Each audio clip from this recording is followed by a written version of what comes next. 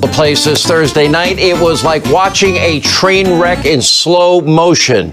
Now, despite weeks of preparation, even fake news CNN admits it, cheat sheets with 14-point font and, of course, a compliant media mob lobbing one softball question after another, it still was not enough for Joe Biden. The frail, the weak, the cognitively struggling, clearly commander-in-chief, or is he, did not do well today, to say the least. His long, rambling answers, his confusion, at points making no sense whatsoever. At other times, he became dazed and confused. He just stopped mid-sentence.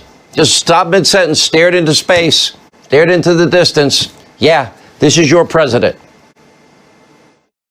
And the other thing we're doing, I might add, am I giving you too long an answer? Because if you don't want the detail. No, but I mean, I don't know how much detail you want about immigration. Maybe I'll stop there and finish. I believe we should go back to a position of the filibuster that existed just when I came to the United States Senate 120 years ago. So the best way to get something done, if it holds near and dear to you that you like to be able to.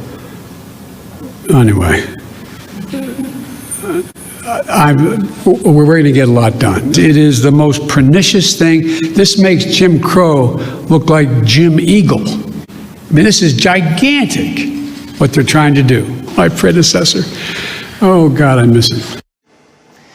I know it's probably meant to be a joke, but it kind of seems like Joe's been in the Senate 120 years ago. Oh, and by the way, who's Jim Eagle? What was that about? And playing the race card? Keep in mind, on almost every question, Biden referenced what appeared to be numerous cheat sheets sprawled out on the podium in front of him. Relate to infrastructure. We have somewhere, I asked the staff to write it down for me, and they did, not for this, but for a longer discussion.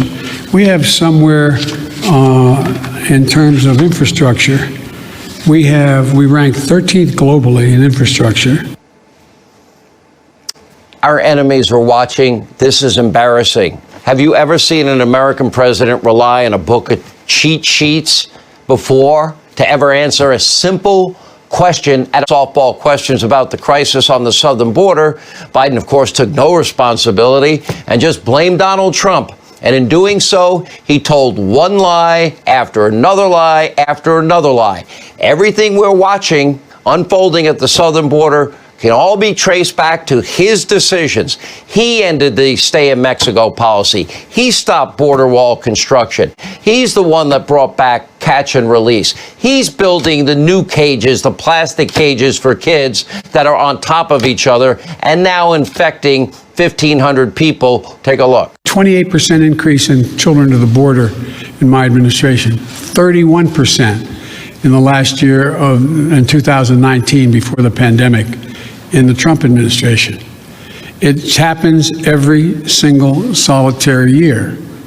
There is a significant increase in the number of people coming to the border in the winter months of January, February, March.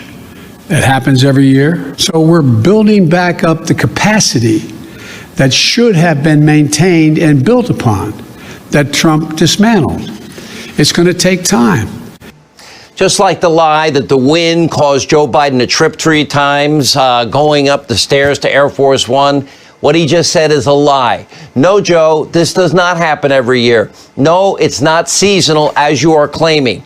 Last month, Border Patrol, they intercepted over 100,000 individuals. That is triple what it was in February of last year. Triple in the middle of a pandemic. Now Americans are getting COVID from undocumented illegal immigrants entering the country.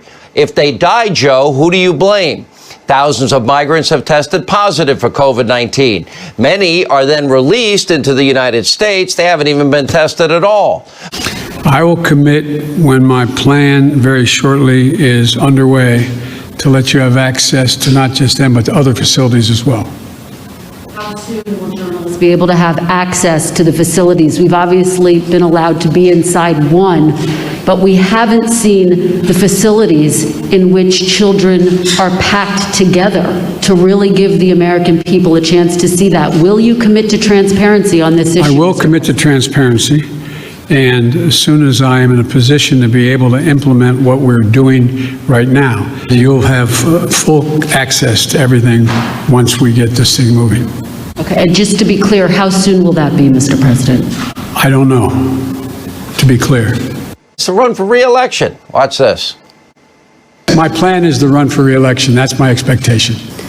You also just made some news by saying that you are going to run for re-election. I said that is my expectation.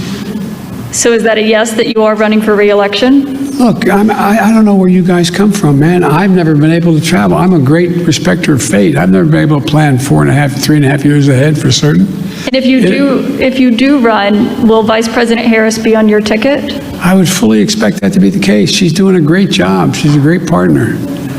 She's a great partner. And do you believe you'll be running against former President Trump?